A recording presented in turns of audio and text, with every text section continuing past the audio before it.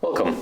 Today I am with Android smartphone and the headphones from the Oppo, the wireless Oppo Enco 3, and I'm going to show you how to pair them with Android smartphone. So for the first you have to get the Bluetooth icon, turn on the Bluetooth on your smartphone. I did it, and as you can see right now, you just open the charging case, and when it is blinking on the light color, it means that they are ready to pair, and here they are, Oppo Enco 3. Let's tap on it, and now just wait a little bit. As you can see, there's the pair request, so we have to click right here to accept, and right now they are ready to use. Thank you guys for watching. Leave thumbs ups, comments, and subscribe to our channel.